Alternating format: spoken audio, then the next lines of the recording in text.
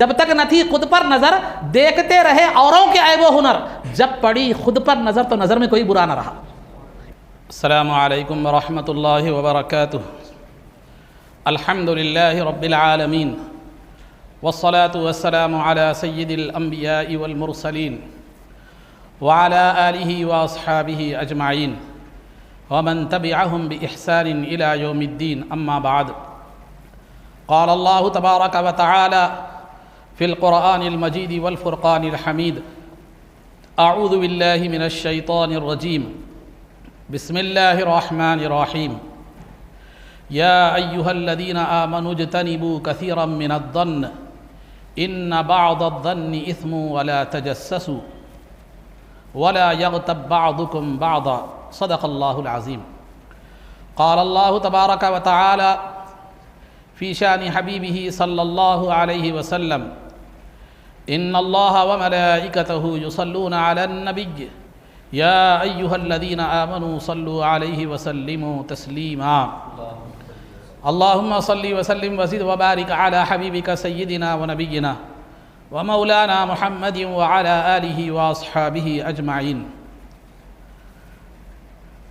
عزیزان محترم، اسلام دنیا کا ایک واحد مذہب ہے جس میں انسان کی انفرادی، اجتماعی، معاشرتی، سیاسی، دینی ہر شعبے کے اصول کو بیان کیا گیا اور ہر چیز کی رہنمائی کی گئی۔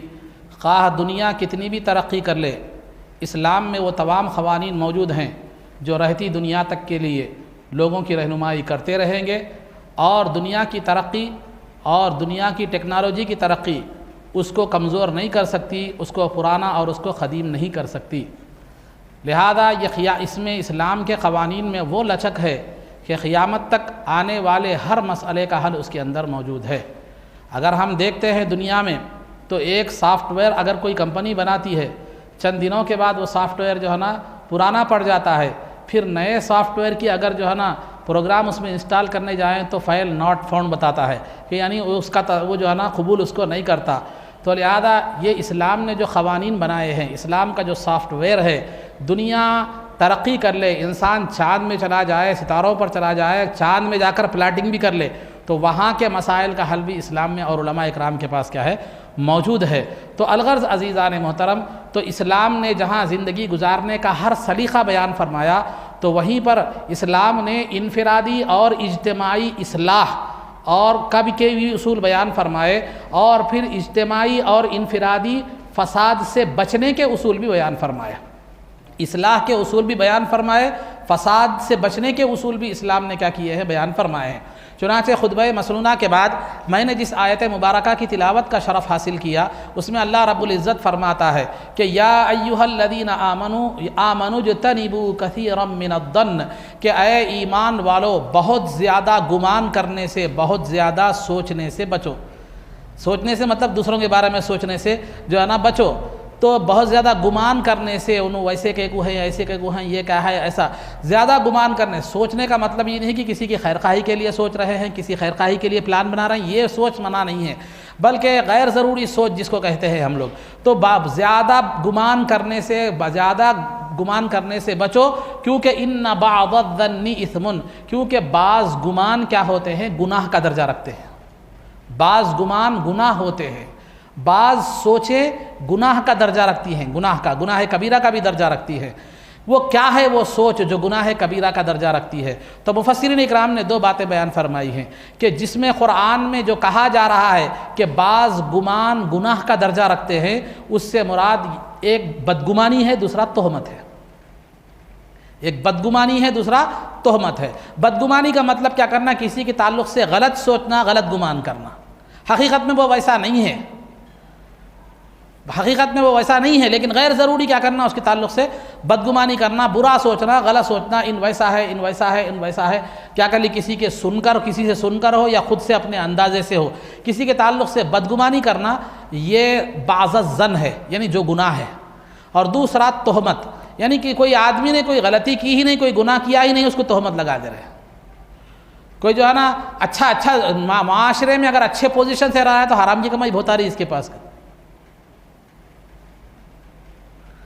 ہوتا رہے کہاں سے لا رہا کہ حرام کی کمائی بہت آ رہی، خزانہ مل گیا ہوگا. اب سنو، اب سوچتے چلے جاؤ، جو آتے ہیں اب وہ ادھر کے لا کے اس کی کھچڑی بنائے تھے. ارے مول صاحب خالی جامع مسجد میں امامت کرتے ہیں، بہت سے بات مدرسے میں پڑھاتے ہوں گے، مسجد انصار میں خطابت کرتے ہیں. مول صاحب کہنے شو روم کی کار کہاں سے آئی؟ میں مثال اپنی اس لیے دے رہا ہوں کہ دوسروں کو کہیں بولو کچھ ہے. مول صاحب کا کہا کہ کچھ نہ کچھ مول صاحب کو خزانہ تو ملا، یا اچھا ہوا میرے مدرسے میں بورڈنگ نہیں ہے، چندہ نہیں کرتا میں، ورنہ عمرے کو جانا بھی مشکل ہو جاتا تھا. کیونکہ علماء آج کل عمرے کو جاتے ہیں تو بھی بدنام ہو جاتے ہیں. عمرے کو گئے لا لیے ہوں گے فل بولتے ہیں، بیچارہ عمرے کے لیے بھی جائے، عبادت کے لیے جائے تو بھی اس کے لیے خیر وہ ہوگا نہیں ہوگا حقیقت بات نہیں ہے، ہم تحقیق نہیں کریں، نہیں بیان کر سکتے. تو لہذا عمرے کو بھی جاتا ہے، عبادت کے لیے جا رہا ہے تو بھی اس پر الزام لگ رہا ہے. تو یہ ان بعض الظن اثم، ان بعض الظن اثم، بعض بدگمانیاں اور تہمتیں ایسی ہوتی ہیں جو گناہ کا درجہ رکھتے ہیں، جس پر گناہ ہوتا ہے جو گناہ کبیرہ ہے. اور تہمت بھی بدگمانی کا ہی نتیجہ ہوتا ہے. آپ اسی شخص کو تہمت لگاتے ہیں جس کے تعلق سے آپ کو بدگمانی ہوتی ہے. مثال کے طور پر گھر میں آپ کے گھر خاندان میں کوئی آپ سے کسی کو دشمنی ہے. ہمارے پاس جو چل رہا ٹرینڈ جو بتا رہا ہوں میں بتا رہا ہوں، خاندان میں کسی کو آپ سے دشمنی ہے، کیا کرے؟ ٹھیک ہے دشمنی ہے. بچے کیا کرے؟ بچے کی طبیعت خراب ہو رہی، کاروبار نہیں چل رہے، کس کی تو طبیعت خراب ہو رہی، کچھ تو بہرحال گھر کے حالات مصیبتیں انسان ہے، ہر ایک کو، بڑے کو بھی آتے ہیں، امیر کو بھی آتے ہیں، غریب کو بھی آتے ہیں، پریشانیاں طبیعتیں خراب ہوتی رہتی ہے. تو لہذا اب اس میں کیا کرتے والوں ایک عامل کے پاس گئے، ان بلا تمہارے کون کی قراریں. تو پہلا کدھر جاتا ذہن؟ جو دشمن ہے انہیں کرا رہا ہوں گا.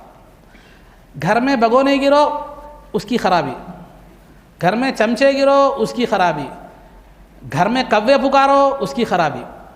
تو لہذا یہ بدگمانی اگر کسی کے تعلق سے قائم ہو جاتی ہے تو انسان کو کوئی چیز جو ہے نا اس کی اچھی نظر نہیں آتی، اچھی چیز بھی بری لگتی ہے. وہ بچانے بھی گئے تو سمجھتا کہ مارنے آ رہا بول کے. عربی میں ایک محاورہ ہے، میں آپ کو بتاتا چلا ہوں، عین الرضا عن کل عیب قلیلۃ وعین السخط تبدی المسایا، کہ جو ہے نا چاہت کی جو نگاہیں ہوتی ہیں وہ ہر عیب کو چھپا دیتی ہیں. آپ کو لیلا مجنوں کا معلوم ہے، لیلا کے معنی رات کے آتے ہیں. اس کی ماں نے لیلا نام اس لیے رکھا تھا کہ وہ رات کی طرح تاریک تھی، لیکن مجنوں میں کبھی بھی اس کی کوئی خرابی نظر مجنوں کو نظر نہیں آئی. کیوں نہیں ہے؟ عین الرضا عن کل عیب قلیلۃ، کہ چاہت اور محبت کی نگاہیں ہر عیب کو چھپا دیتی ہے. وعین السخط تبدی المسایا، نفرت کی نگاہیں، ناراضگی کی نگاہیں ہر عیب کو کیا کر دیتی ہیں؟ ظاہر کر دیتے. تو نفرت اگر ہے تو آپ کی ہر بات بری نظر آتی ہے، اگر محبت ہے تو کوئی بھی چیز بری نظر نہیں آتی. ایک بچہ ہے، کالا ہے، کلوٹا ہے، بھینگا ہے، کیسا کہ دیکھے تو دیکھنے والا اس کی طرف توجہ بھی نہیں ہوتی، لیکن اماں بولتی میرے بیٹا چاند ہے، بولتی میرا بیٹا چاند ہے، جبکہ چاند سے اس کو کوئی مناسبت نہیں ہے. کالے بادل ہے، دیکھا جائے تو اصولی اعتبار سے حقیقت میں دیکھا جائے تو کالا بادل ہے، دنیا کالا بادل بول رہی ہے اس کو، لیکن ماں بول رہی چاند ہے. کیوں؟ عین الرضا، چاہت کی نگاہیں اس سے کیا کر دی؟ عیب کو چھپا دی. تو بہرحال بتانا یہ مقصود ہے کہ معاشرے کو فساد سے بچانے کے لیے اسلام نے اس آیت میں 3 اصول بیان فرمائے. سب سے پہلا اصول تو یہ ہے کہ جو ہے نا زیادہ گمان سے بچو، کیونکہ بعض گمان کیا ہوتے ہیں؟ وہ گناہ ہوتے ہیں. وہ کیا ہے؟ کسی کے تعلق سے بدگمانی کرنا یا کسی پر تہمت لگانا، اور تہمت بھی بدگمانی ہی کا کیا ہوتا ہے؟ نتیجہ ہوتی ہے. یہ دونوں میں ایک دوسرے سے تعلق ہے. پہلی چیز، اگر معاشرے کو فساد سے بچانا ہے تو بدگمانی اور تہمت سے بچو. یہ اور دوسری بات کیا ہے کہ جو ہے نا ولا تجسسوا، جاسوسی مت کرو. اب وہ جاسوسی کیا ہے اس کی تفصیلات میں بتاؤں گا، میرا آج عنوان وہی ہے، اس پر میں باتیں تفصیل سے لاؤں گا. جاسوسی مت کرو. دوسری چیز، جاسوسی کس کو کہتے ہیں؟ جاسوسی کا مطلب کسی مسلمان کے عیوب کو تلاش کرنا، کسی مسلمان کی جاسوسی کرنا، کسی مسلمان کو جو ہے نا کہ پیچھے لگ جانا اس کے عیوب کو تلاش کرنے کے لیے، تاکہ اسے ذلیل کیا جائے، اسے بدنام کیا جائے، یا اس کے عیوب کو اپنے پاس رکھ کر وقت آنے پر اسے بلیک میل کیا جائے. اس کو کیا کہتے ہیں؟ جاسوسی کہتے ہیں. تو جاسوسی مت کرو. دوسری چیز، کسی مسلمان کی اس غرض سے اس کے عیوب تلاش مت کرو کہ کیا آپ اس کو رسوا کر دیں گے یا بدنام کر دیں گے یا اس کو ذلیل کر دیں گے یا اس کا کیا ہے معلوم ہے غلط اور ناجائز کیا کریں گے؟ استعمال کریں گے. تیسرا، غیبت مت کرو. ولا یغتب بعضکم بعضا، تم میں سے ایک دوسرے کی غیبت نہ کرے۔ غیبت کا مطلب یہ ہے کہ میرے اندر کوئی عیب واقعی پایا جاتا ہے تو بھی میرے غیر موجودگی میں دوسروں کے سامنے اس عیب کو بیان کرنا۔ ہاں اگر آپ میری خیرخواہی مقصود ہے تو میرے عیب کی طرف مجھے متوجہ کیجئے، میری اصلاح کیجئے، یہ اصل چیز ہے۔ لیکن کیا ہے، آپ میرے عیب کو کیا کر رہے ہیں، میرے پیچھے بیان کر رہے ہیں، اگرچہ کہ وہ عیب میرے اندر ہے تو بھی وہ غیبت ہے، حرام ہے۔ اگر وہ عیب میرے اندر نہیں ہے تو وہ تو الزام ہے، بہتان ہے، اس سے بڑا گناہ ہے، غیبت سے بڑا گناہ ہے۔ اور غیبت کے لیے زبان ضروری نہیں ہے، زبان سے کریں، نخل کر کے کریں۔ کوئی کنڈا ہے تو آپ کنڈے ہو کر نخل کریں، کوئی لنگڑ کر چلتا ہے تو اس کے پیچھے لنگڑ کر کیا کر رہے ہیں، آپ ایکٹنگ کر رہے ہیں۔ تو یہ ایکٹنگ کرنا بھی کیا ہے، معلوم غیبت میں آتا ہے۔ تو کسی کے پیٹھ پیچھے اس کی عیب بیان کرنا یہ غیبت ہے۔ یہ چیزیں تین چیزیں، یہ تین چیزیں ایسی ہیں جو مسلمانوں کی اجتماعی قوت کو توڑ دیتی ہیں۔ کیوں؟ اس لیے کہ اس سے محبت ختم ہو جاتی ہے، نفرت بڑھ جاتی ہے، اور لوگوں کا ایک دوسرے پر سے اعتماد ختم ہو جاتا ہے، اور اتحاد ختم ہو جاتا ہے، اور جو ہے نا ملت اسلامیہ کی سالمیت ختم ہو جاتی ہے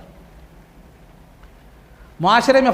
اور اگر آپ غور کریں گے، یہ تین چیزیں یعنی بدگمانی اور جاسوسی اور جو ہے نا کیا ہے غیبت، یہ ہمارے اندر بکثرت پائی جاتی ہے مسلمانوں میں۔ ایک وقت اس کو عورتوں کی خصوصیات کہا جاتا تھا، لیکن آج یہ عورتوں کے ساتھ خاص نہیں ہے، بلکہ مرد بھی اس معاملے میں کچھ کم نہیں ہے۔ بلکہ غیبت سے تو مسجدیں بھی محفوظ نہیں رہی۔ مسجد میں بیٹھے امام کی غیبت، کمیٹی کی غیبت، مؤذن کی غیبت، انہوں ایسے، انہوں ایسے، انہوں ایسے، انہوں ایسے، کسی کا عیب دیکھ لیے، کسی کی برائی دیکھ لیے، کسی کے کمی، ارے انہوں کو سے سیدھے ہے، ایسے ہے انہوں، بلکہ بیان کر۔ تو یہ جاسوسی ہے۔ تو مسلمانوں کے عیوب کو تلاش کرنے کی کئی صورتیں ہو سکتی ہیں۔ ایک زمانے میں 2-3 صورتیں تھیں۔ کیا صورتیں تھیں؟ کسی کی باتیں کان لگا کر سننا، جاسوسی کی یہ ایک صورت تھی، یا کسی کے پیچھے پڑ جانا، کہاں جا رہا، کدھر جا رہا دیکھنا، اس کے پیچھے پیچھے جانا، یا کسی کو پیچھے لگا دینا۔ یہ جاسوسی کی 2-3 صورتیں تھیں۔ لیکن زمانہ اور ٹیکنالوجی ترقی کر گئی تو جاسوسی کی صورتیں بھی بڑھ گئی۔ ویڈیو کیمرہ بھی آ گیا جاسوسی میں، وائس ریکارڈنگ بھی جاسوسی میں آ گئے، واٹس ایپ ہیکنگ بھی جاسوسی میں آ گئی۔ ایسے سافٹ ویئر نکل گئے جو واٹس ایپ کے آپ کے میسیجز بھی پڑھ رہے ہیں آپ۔ کال ریکارڈنگ بھی جاسوسی میں آ گئی۔ اسی وجہ سے حکومت نے دیکھ لیا کہ کال ریکارڈنگ فساد کا ذریعہ ہے، اسی لیے آپ کوئی کال ریکارڈ کرا تو فون میں میسج آ رہا آپ کو کہ وائس میسج کہ آپ کا کال ریکارڈ ہو رہا۔ لیکن چورا اتنے زیادہ ہو گئے کہ جو ہے نا اس کو بھی ختم کر دیا۔ تو الغرض عزیزان محترم، تو یہ سب جاسوسی میں آتا، یہ سب جاسوسی میں آتا ہے۔ تو لہذا عزیزان محترم، جس طرح زمانہ ترقی کرتا چلا جا رہا ہے، جاسوسی بھی کیا ہو رہی ہے، ترقی کر رہی ہے۔ تو جاسوسی یہ حرام ہے کسی مسلمان کو، اس غرض سے اس کے عیوب، اس کی کمزوریاں آپ تلاش کریں، اس کے ویک پوائنٹس تلاش کر رہے ہیں تاکہ آپ اس کو رسوا کریں، ذلیل کریں یا غلط اس کا استعمال کریں۔ اس کے لیے اگر آپ جاسوسی کر رہے ہیں تو یہ حرام ہے۔ کیوں؟ اس لیے کہ یہ اللہ کی مرضی اور مشیت کے خلاف ہے۔ اللہ کی مرضی اور اس کی مشیت یہ ہے کہ مسلمان کے عیب کو چھپایا جائے، ظاہر نہ کیا جائے، اور آپ کیا کر رہے ہیں، اس کی مرضی اور مشیت کے خلاف کام کرتے ہوئے اس کے عیوب کو کیا کر رہے ہیں، ظاہر کر رہے ہیں۔ یہ حرام ہے۔ سرکار دو عالم صلی اللہ علیہ وسلم نے فرمایا، من ستر مسلما سترہ اللہ یوم القیامہ، کہ جو ہے نا جو کسی مسلمان کے عیب کو چھپائے، اللہ اس کے عیب کو قیامت کے دن چھپا دے گا، رسوا ہونے نہیں دے گا۔ تو دنیا میں عیب کا چھپانا قیامت میں قیامت میں عیبوں پر پردہ پوشی کا ذریعہ ہے۔ دنیا میں اگر آپ کسی کا عیب کو ظاہر کرتے ہیں تو اللہ دنیا میں تو رسوا کر ہی دے گا، لیکن آخرت میں بھی آپ کو رسوا کر دے گا۔ دنیا کا اگر مثال کے طور پر اگر آپ میرا عیب کسی کے سامنے بیان کر رہے ہیں، کتنے لوگوں کو معلوم ہوگا؟ میرے محلے میں بیان کریں گے، میرے خاندان میں بیان کریں گے، محبوب نگر میں بیان کریں گے، زیادہ سے زیادہ ہندوستان میں بیان کریں گے۔ آپ جا کے سعودی عرب میں تو نہیں بیان کر سکتے کہ آپ کو اردو نہیں آتی، آپ کو عربی نہیں آتی۔ تو زیادہ سے زیادہ میرے کو دنیا کے ایک خطے میں کیا کریں گے، میرے کو رسوا کر دیں گے، لیکن اللہ رب العزت آپ کو دنیا میں اس خطے میں بھی رسوا کر دے گا، اور پھر آخرت میں بھی اللہ تعالیٰ 1,24,000 انبیاء علیہم الصلوۃ والتسلیم کی امتوں کے سامنے آپ کو رسوا کر دے گا۔ وہ رسوائی کو دیکھیں۔ ہم معمولی بات کوئی غلطی کرتے ہیں تو 4 لوگوں میں جانا کوئی ریکارڈنگ کوئی غلطی ہم کر رہے ہیں، کوئی ہمیں کوئی غلط کام کرتے ہوئے دیکھ لے، ریکارڈنگ کر لے، تو ہم خوف زدہ ہو جاتے ہیں کہ جو ہے نا یہ پھیل گیا، فیس بک پہ آ گیا، جو ہے نا سوشل میڈیا پہ آ گیا تو ہمارا کیا ہوگا، عزت چلی جائے گی، بدنام ہو جائیں گے۔ یہ معمولی سی رسوائی سے ہم کیا کرتے ہیں، اتنا ڈرتے ہیں، تو پھر آخرت کی رسوائی کا کیا حال ہوگا؟ دنیا کی 1,24,000 انبیاء علیہم الصلوۃ والتسلیم کی امتیں وہاں پر ہوگی، سب کے سامنے رسوا کر دے گا اللہ رب العزت۔ تو لہذا عزیزان محترم، تو یہ کسی مسلمان کے عیوب کو ظاہر کرنے کے لیے، اس کو رسوا کرنے کے لیے، اس کو ذلیل کرنے کے لیے کیا ہے، یہ چیز کرنا کیا ہے، یہ بالکل حرام ہے۔ بعض لوگوں کی عادت ہوتی ہے، کیا ہوتی ہے، آگے کیا ہوا، کیا بات ہے، یہاں ٹھہریں، یہاں کہیں کو آئیں، وہ کہیں کریں، یہ کہیں کریں، یہ کہیں کریں، سمجھے، یہ سب کچھ نہیں، یہ سب چیزیں پسندیدہ نہیں ہیں۔ ویسے آدمی اپنا مقام گرا دیتا ہے، ایک مرتبہ بولیں گا تو تمہارے کہیں کو جی، تمہارا سو میرا سو بولتے، اور صحیح بات بھی ہے۔ آپ کسی مسلمان سے ملتے ہیں، سلام کیجئے، خیر خیریت پوچھیے، جو بھی ہے، جو ظاہری جو باتیں ہیں، ضروری باتیں ہیں، پوچھ لیے، یہاں کہیں کو آئے ہیں، وہ کپڑے کہیں کو پہنے، یہاں کہیں کو ٹھہرے ہیں، وہ کہیں کر رہے ہیں، یہ کہیں کر رہے ہیں، یہ سب کر رہے ہیں، وہ سب آپ کی ضرورت ہی نہیں ہے۔ اگر یہی سوال میں آپ سے کروں تو آپ کو پسند آئے گا یہ چیز؟ ہم کوئی بھی کام سامنے والے کے پاس کرتے ہو، یہ سوچنا کہ اگر وہ ہمارے ساتھ ہو تو ہمیں کیسا لگے گا، یہ چیز پیدا کرنے کی ضرورت ہے۔ تو لہذا جو ظاہری چیز ہے جو ہے نا، اور ایک عبداللہ بن مسعود رضی اللہ تعالیٰ عنہ صاحب نے ایک آدمی آ کر بولا کہ جو ہے نا ایک آدمی کی داڑھی میں شراب کے خطرے دیکھے گئے، ایک آدمی کی داڑھی میں شراب کے خطرے دیکھے گئے، تو وہ آنے والا، خبر دینے والا یہ بتانا چاہ رہا تھا کہ انہوں نے شراب پیا۔ تو عبداللہ بن مسعود رضی اللہ تعالیٰ نے کیا فرمایا کہ وہ شراب پیا ہے، ہم نے دیکھا نہیں۔ داڑھی میں شراب کے خطرے ہیں ضرور، لیکن شراب پیا ہے یہ ضروری، اس سے اپن یہ کیسے ثابت کر سکتے ہیں کہ شراب پیا ہے؟ لہذا ہم نے جو نہیں دیکھا ہم اس پر بحث نہیں کرتے، جو دیکھے ہیں اس پر ہم معاملہ کرتے ہیں۔ تو یہ ہمیں کیا سکھاتا ہے؟ آپ کو بہت سے لوگ آ کر بولیں گے کہ اسماعیل صاحب ایسے ہیں، انہوں آپ ایسا کرے، انہوں ایسا کرے، انہوں ایسا کرے، انہوں ایسا کرے، انہوں ویسے ہے، انہوں ویسے ہے، ایسے پورے چیزیں لا کے آپ کو بولتے رہتے، ایسی خبریں آتے رہتے۔ تو یہ عمل بتا رہا ہے کہ آپ جب تک تحقیق نہ کریں، حقیقت حال سے واقف نہ ہو، آپ دوسروں کو بیان بھی نہ کریں، اپنے اندر رائے بھی قائم نہ کریں۔ اگر کوئی آ کر سنا دے، مگر ہمارا معاملہ کیسا ہے؟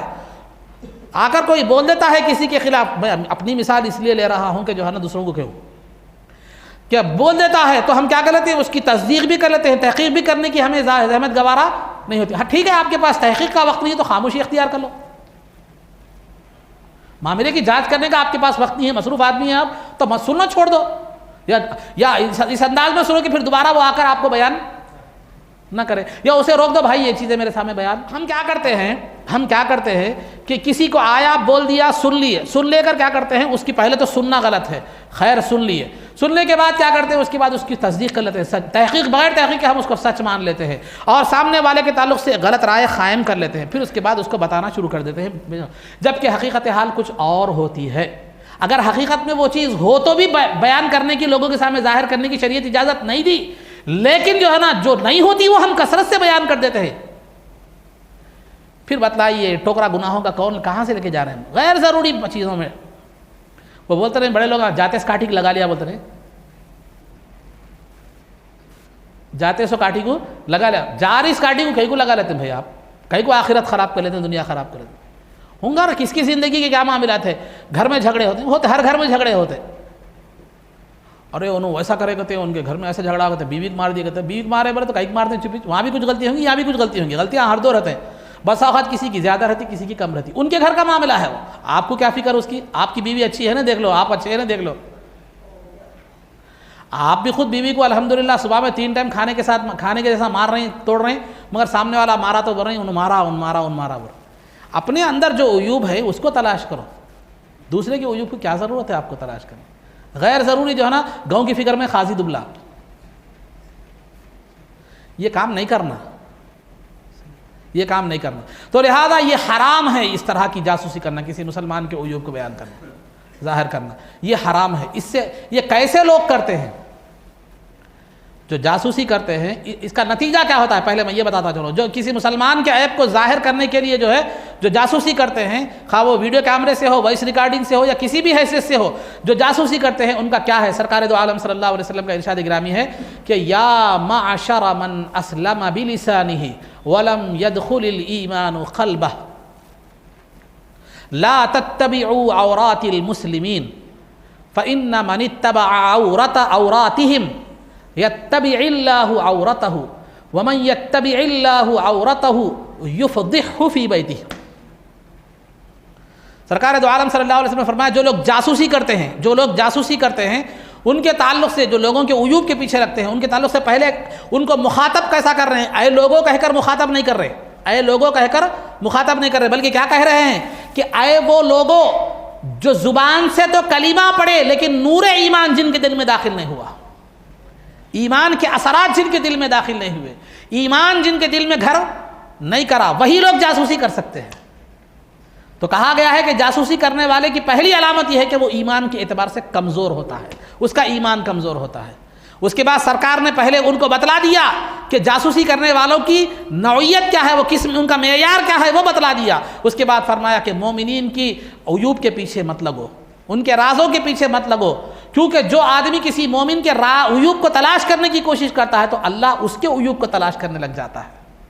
اور اللہ اگر کسی بندے کے عیوب کو تلاش کرنے لگ جائے تو وہ گھر بند کر کے بھی بیٹھ جائے تو اللہ اس کو رسوا کر دے گا. اور کہاں رسوا کرے گا اس کا ذکر نہیں ہے، بلکہ دنیا میں بھی رسوا کر دے گا، آخرت میں بھی رسوا کر دے گا. آپ کیا کر سکتے ہیں؟ میرا عیوب دکھے تو استعمال کر سکتے ہیں، جو دکھ رہا وہ بول سکتے ہیں آپ زیادہ زیادہ، جو نہیں دکھ رہا آپ اس کو بول نہیں سکتے. لیکن اللہ رب العزت جو عالم الغیب والشہادہ ہے، اگر وہ آپ کے عیوب کو ظاہر کرنا چاہے، جو دکھ رہا وہ بھی جانتا ہے، جو نہیں دکھ رہا وہ بھی جانتا ہے، اگر وہ آپ کے عیوب کو رسوا کرنا چاہے تو پھر آپ کو کوئی بچا نہیں سکتا، کوئی بچا نہیں سکتا. تو لہذا عزیزان محترم، تو اگر آپ کسی کا عیب بیان کر رہے ہیں تو یقین رکھیے اللہ آپ کو بھی رسوا کر دے گا. آپ کے بھی کسی کا عیب اس لیے آپ تلاش کر رہے ہیں کہ اس کو رسوا اور ذلیل کر دے، تو یقین رکھیے وہ پلٹ کر وار آپ پر ہوگا، قدرتی وار، اور آپ کو بھی اللہ ذلیل و رسوا کر دے گا. تو مسلمانوں کے عیوب اس لیے تلاش کرنا کہ ان کو رسوا کیا جائے، ان کو ذلیل کیا جائے، ان کے امیج کو متاثر کیا جائے، اور جو ہے نا ان کو جو ہے ان سے غلط، ان کو بلیک میل کیا جائے کہ ان عیوب کو رکھ کر ان سے کیا ہے غلط اس کا استعمال کیا جائے، یہ تمام چیزیں حرام ہیں. اور اس جاسوسی میں سب سے بدترین جاسوسی کی صورت کیا ہے کہ ایک مسلمان جا کر کسی مسلمان کے عیوب غیروں کے پاس بیان کرے. دشمنان اسلام، دشمنان مسلمانوں کے سامنے جا کر مسلمانوں کے عیوب بیان کرے. یہ جاسوسی کی سب سے بدترین صورت ہے. ابن مصعب کیسا کرتے ہیں؟ وہ کیسا ہوتا؟ سنو بتاتا ہوں. ہمارے محبوب نگر میں کیا کہیں بھی ہر جگہ آپ دیکھیے کئی لوگ ایسے ہیں جو لیڈروں کے پاس جا کر معمولی امیج بنانے کے لیے، معمولی فائدے کے لیے، معمولی واہ کے لیے، معمولی مقام بنانے کے لیے، معمولی سی دنیا کے فائدے کے لیے اس کے عیوب بیان کرتا، اس کے ویک پوائنٹ بیان کرتا. بالفاظ دیگر سب لوگ جا کر کیا کر رہے ہیں؟ اپنے ناڑے اس لیڈر کے ہاتھ میں دے رہے ہیں. بات ذرا زیادہ یہ ہے مگر ضروری ہے، کیونکہ بسا اوقات گولی سے کام نہیں چلے تو انجیکشن بھی دینا پڑتا، سمجھے؟ تو بہرحال خلاصہ ہے گفتگو، تو ناڑے لے جا کر دے رہے ہیں آپ اپنے ہاتھوں میں. ان جب چاہے جس کا ناڑا چاہے وہ کھول لیتا ہے. آج آپ اپنی امیج میں آپ بیان کر رہے ہیں اس کو جا کر، میں کیا کر رہا مانو آپ جا کے کیا کر رہے ہیں میری اس کے سامنے عیوب بیان کر رہے ہیں، تو میں کیا کرتا ہوں؟ میں بھی جا کے آپ کے عیوب اس کا بیان کرتا ہوں. پھر کوئی اور آتا ہے ایک بیان تو وہ پورے عیوب اس کے پاس جمع ہو جاتے ہیں. اور ان کیا کرتا، جب تک آپ سے تعلق اچھا رہا سوب کے عیوب لے لیتا، آپ کو کچھ بھی نہیں کرتا. لیکن جب آپ سے ٹیڑھا ہو گیا تو پھر آپ کے عیوب ان کیا کرتا؟ استعمال کرتا. تو گویا مسلمانوں کے عیوب، مسلمانوں کی کمزوریاں آپ کو دے جا کر کس کو دے رہے ہیں؟ دشمنان اسلام کو دے رہے ہیں. تو گویا یہ ایسا ہی ہے کہ کسی زانی کے ہاتھ میں، کسی بدکار کے ہاتھ میں کیا کر رہے ہیں آپ؟ لے جا کر اپنی عزت دے رہے ہیں. تو یہ بدترین صورت ہے کہ مسلمانوں کے عیوب لے جا کر، ان کی کمزوریاں لے جا کر غیروں کے سامنے یا دشمنان اسلام کے سامنے بیان کرے. یہ جاسوسی کی یہ سب نے بدترین صورت ہے. تو عزیزان محترم، تو یہ ہے جاسوسی جو حرام ہے، اور حرام میں بھی بدترین صورت یہ ہے. اور دوسری بات، یہ کون لوگ کرتے ہیں جاسوسی؟ یہ مسلمانوں کے عیوب کو تلاش کرنے والے لوگ کیسے لوگ ہوتے ہیں؟ تو سب سے پہلے میں نے حدیث میں بتا دیا کہ جن کی زبان پر تو کلمہ ہوتا ہے لیکن ایمان کا اثر جن کے دلوں تک نہیں پہنچتا، جو ایمان کے اعتبار سے کمزور ہوتے ہیں، جن کے دل میں ایمان کی نورانیت اور ایمان کی بشاشت اور ایمان کی جو ہے نا کا اثر جن کے دلوں پر نہیں ہوتا، ویسے لوگ یہ کام کرتے ہیں. پہلی بات یہ.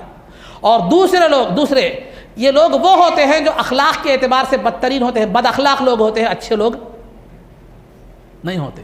کیونکہ اخلاق والا آدمی کسی کی برائی بیان نہیں کرتا، کسی کے عیوب کو تلاش نہیں کرتا. تو دوسرے، ایک تو ایمان کے اعتبار سے یہ لوگ کمزور ہوتے ہیں، دوسرے جو ہے نا اخلاق کے اعتبار سے بد اخلاق ہوتے ہیں، اور تیسرے جو ہے نا یہ بیکار لوگ ہوتے ہیں، ان کے پاس کام نہیں ہوتا.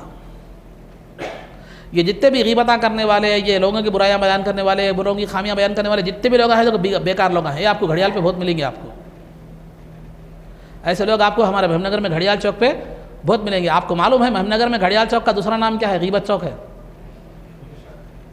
آپ کی جنرل نالج کے لیے بول رہا ہوں، معلوم ہوں گا آپ لوگوں کو. کیوں؟ کیونکہ پورے گاؤں کی غیبتیں وہیں ہوتی، پورے گاؤں کی خبریں ملیں گی آپ کو وہاں پہ. تو کیا ہوتا ہے، کیسے لوگ کرتے ہیں یہ عیوب تلاش کرنا، غیبت کرنا، انٹرفیئر ہونا، ان کے گھر میں کیا چل رہا ہے، ان کے گھر میں کیا جھگڑے چل رہے ہیں، ان کے کیا چل رہے ہیں، ان کے میاں بیوی کے ریلیشنز کیسے چل رہے ہیں، وہ کر رہے ہیں، ان کے بھائیوں کے جھگڑے کیا چل رہے ہیں. یہ سب چیزیں کھرچنے والے کون سے رہتے؟ جن کو کام نہیں رہتا، بیکار لوگ رہتے. جو آدمی کام والا رہتا ہے، جس کو محنت کرنے والا ہے، تاجر ہے، نوکری پیشہ ہے یا ٹیکنیشین ہے، ان صبح جاتا بیچارہ، اٹھتا جاتا، دکان کھولتا، بیوی بچوں کو بھی فکر رہتی ہے اس کو، شام تک محنت کرتا لاتا، تھک کے سو جاتا.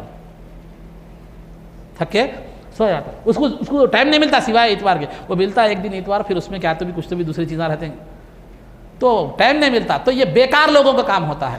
تو یہ عیوب کو تلاش کرنے والے جو لوگ ہوتے ہیں، ایک تو یہ کمزور ایمان والے لوگ ہوتے ہیں، دوسرے بد اخلاق لوگ ہوتے ہیں، تیسرا بیکار لوگ ہوتے ہیں، چوتھا وہ لوگ ہوتے ہیں جن کو اپنے عیوب پر خود نظر نہیں ہوتی، جن کو اپنے خود عیوب نظر نہیں آتے. بہادر شاہ ظفر کا بہترین شعر ہے، جب تک نہ تھی خود پر نظر، جب تک نہ تھی خود پر نظر، دیکھتے رہے اوروں کے عیب و ہنر. دوسروں کے، اوروں کے مطلب دوسروں کے. جب تک نہ تھی خود پر نظر، دیکھتے رہے اوروں کے عیب و ہنر، جب پڑی خود پر نظر تو نظر میں کوئی برا نہ رہا. اتنے برے نکلے خود ہی کہ اب دنیا کا کوئی آدمی برا نہیں.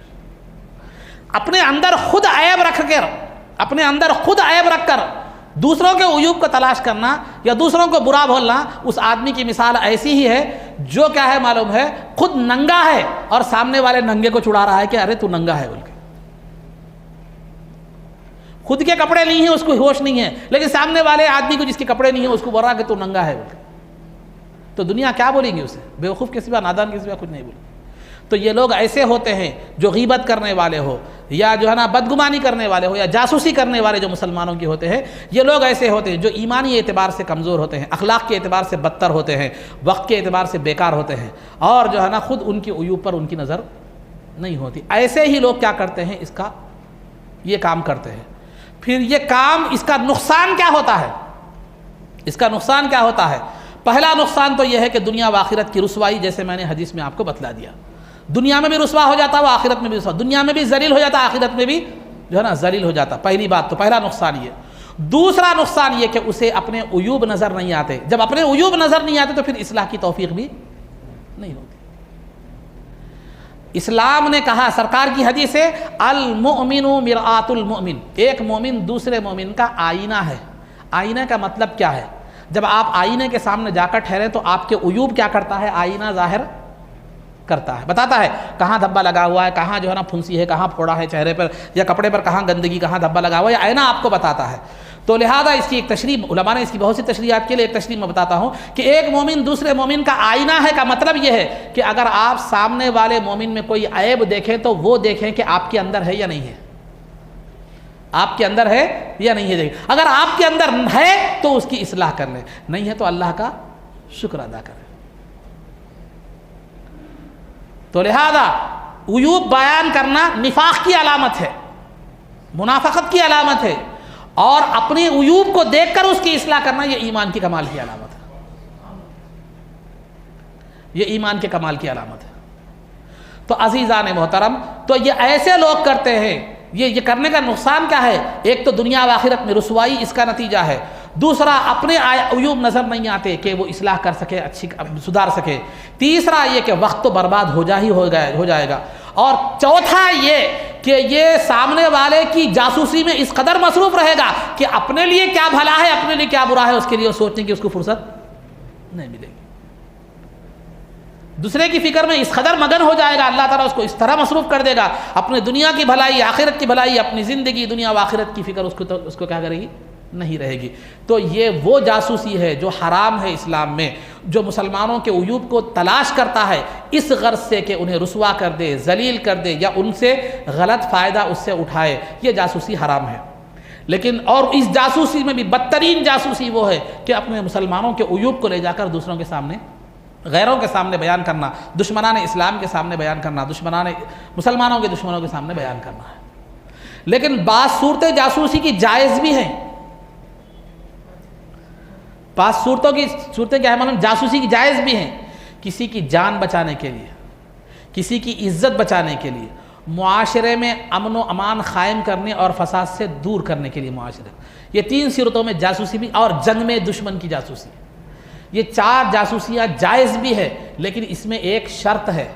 وہ شرط کیا ہے کہ آپ کو غالب گمان ہونا، شک کی بنیاد پر نہیں، جاسوسی شک کی بنیاد پر نہیں ہونا، یقین کی بنیاد پر ہونا، یا غالب گمان کی بنیاد پر آپ کی جاسوسی ہو تو جائز ہے، ورنہ جائز شک کی بنیاد پر بھی یہ جاسوسی آپ نہیں کر سکتے۔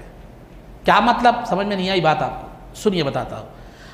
اگر کوئی ایک آدمی ہے، زید ہے، زید کیا کرا، عبداللہ کو بولا میاں کل تم وہاں اکیلے میں ملو، اکیلے میں جو ہے نا ملو، زید بولا عبداللہ کو کہ تم وہاں اکیلے میں ملو۔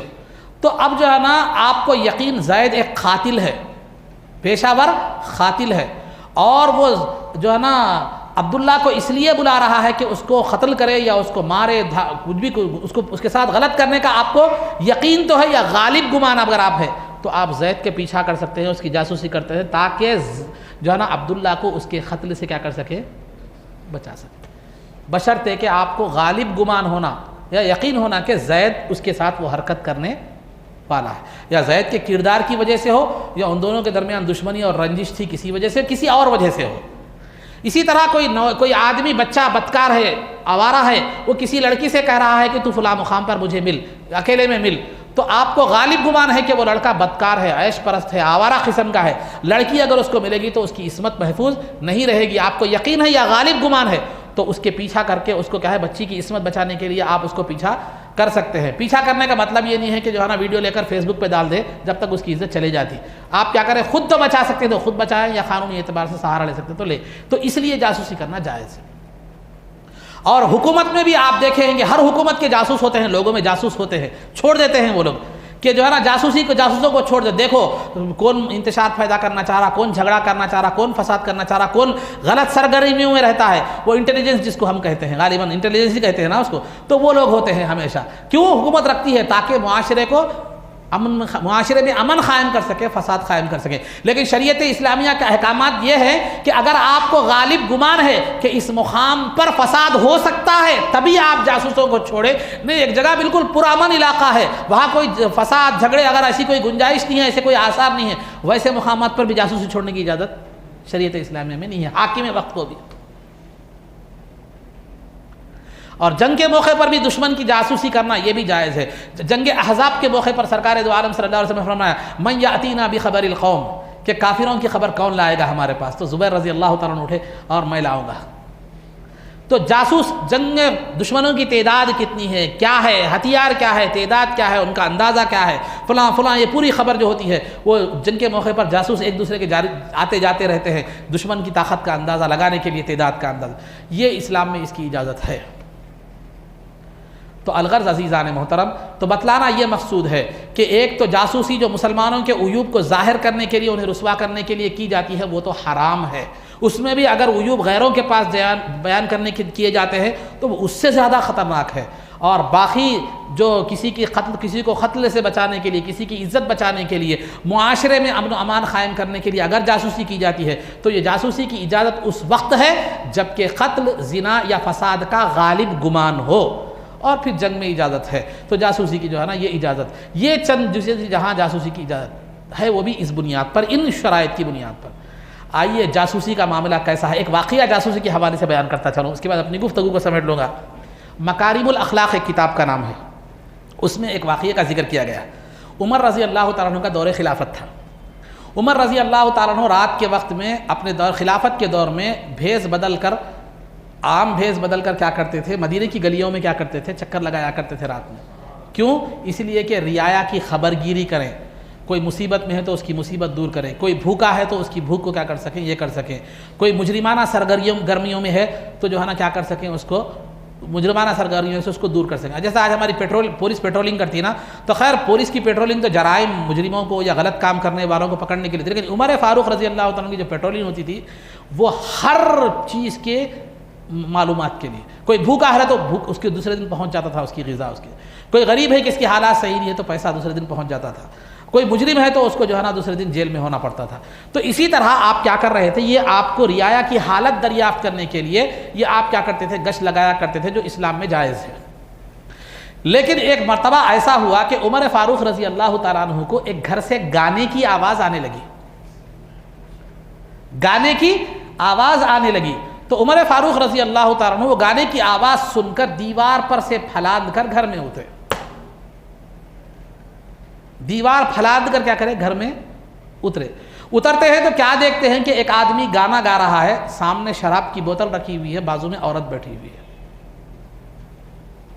بازو میں عورت بیٹھی ہوئی ہے۔ تو آپ جلال میں آ گئے، کیونکہ خلاف شریعت کوئی بھی کام دیکھتے تو آپ جلال میں آئے تھے، تو جلال میں آ کر آپ نے کہا کہ یا عدو اللہ انکا ظننت ان اللہ یسترک او کما قال وانت علی معصیۃ او انت علی معصیۃ او کما قال، کہ اے اللہ کے دشمن کیا تو یہ سمجھتا ہے کہ تو گناہ کر رہا ہے اور اللہ تیرے گناہ کی پردہ پوشی کر دے گا، چھپا دے گا، کیا تو یہ سمجھتا ہے؟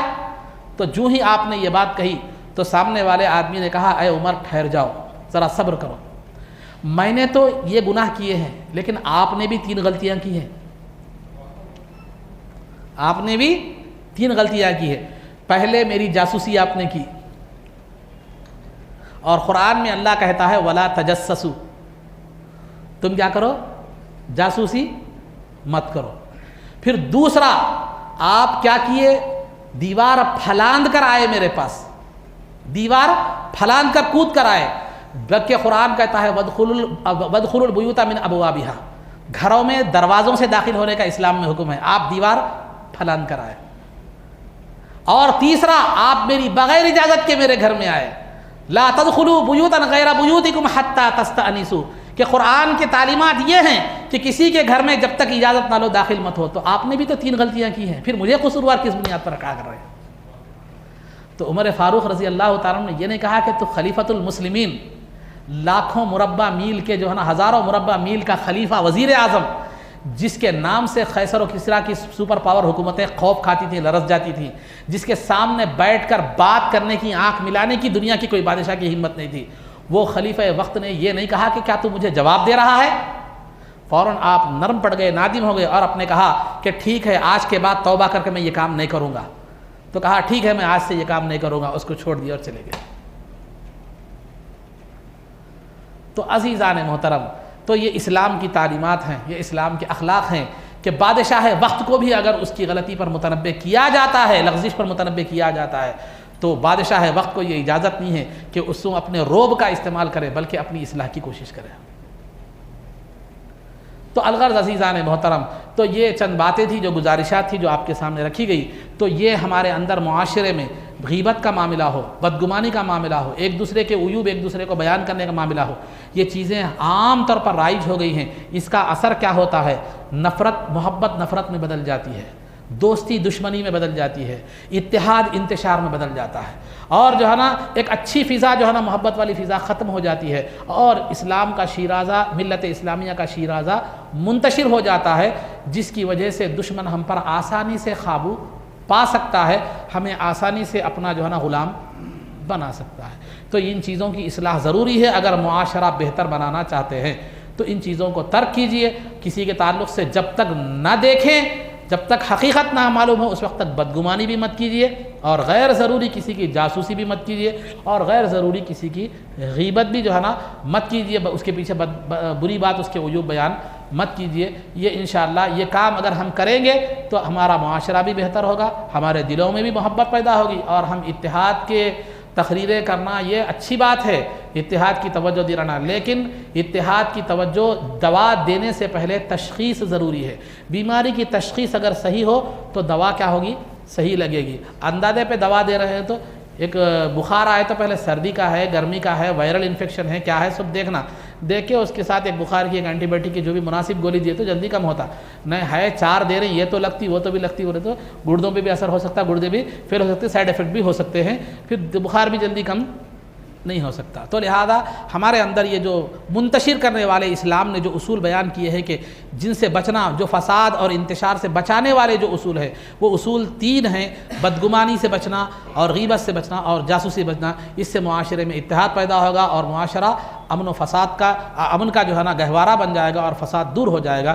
یہ کوشش کریں۔ انفرادی طور پر بھی مردوں کے لیے بھی یہ احکامات ہیں، عورتوں کے لیے بھی احکامات ہیں۔ ایسا نہیں کہ یہ صرف مردوں کے لیے ہے، نہیں، بلکہ عورتوں کے لیے بھی جو ہے نا یہ احکامات ہیں کہ ادھر کے ادھر لگاتے ہیں، ادھر کے ادھر لگاتے ہیں۔ اجی آپا ان کے گھر کو گئے تھے، ویسا ہوا کرتے نا، انہوں ایسا ہوا کرتے نا، کیا ہوا کہ دیکھو مردوں کو بھی نہیں چھوڑ رہے، کیا ہوا کہ بیچارے مر گئے، چہرہ کالا ہو گیا تھا ان کا، ایسے ہو گئے تھے، ویسے ہو گئے تھے، ایسے ہو گئے تھے۔ ایسے کئی چیزیں ہمارے خواتین کے اندر بھی کیا ہے معلوم پائی جاتی ہے۔ سرکار دو عالم صلی اللہ علیہ وسلم نے فرمایا کہ میری خواہش یہ ہے کہ میں جب تمہارے سامنے آؤں تو ایسا آؤں کہ میرا دل تمہارے تعلق سے بالکل جو ہے نا صحیح و سالم ہو، دل میں کوئی تمہارے تعلق سے کوئی جو ہے نا برائی اور تمہارے تعلق سے کوئی نفرت، کوئی غصہ نہ ہو، یہ میری چاہت ہے۔ تو لہذا ہم کوشش اس بات کی کریں کہ مسلمان کے سامنے جب جائے تو ایسے ہو کہ آپ پر غیبت کا الزام لگا ہوا ہو، جاسوسی کا الزام لگایا ہوا ہو، بدگمانی کا الزام لگایا ہوا ہو، تو سامنے والے سے محبت نہیں ملے گی اور رپلے صحیح نہیں ملے گا۔ تو اس انداز میں جائے کہ جو ہے نا آپ سامنے والا آپ کو دیکھ کر خوش ہو اور آپ پر اعتماد رکھے اور آپ پر بھروسہ جو ہے نا رکھے۔ تو یہ چند باتیں تھیں جو آپ حضرات کے سامنے رکھی گئی۔ اللہ رب العزت سے دعا ہے کہ پروردگارہ جو کچھ بھی کہا گیا اس پر عمل کی توفیق رفیق عطا فرما، عزت و عافیت کی زندگی دے اور ایمان پر ہمارا خاتمہ فرما، نبی پاک صلی اللہ علیہ وسلم کے قدموں میں ہمارا حشر فرما، آپ کی شفاعت عظمیٰ سے ہم کو بہرور فرما، آپ کے دست مبارک سے جام کوثر پینا نصیب فرما، جنت میں آپ کی غلامی معیت اور رفاقت نصیب فرما۔ صلی اللہ تعالی وسلم علی خیر خلقہ سیدنا محمد و آلہ و صحبہ اجمعین برحمتک یا ارحم الراحمین والحمد للہ رب العالمین۔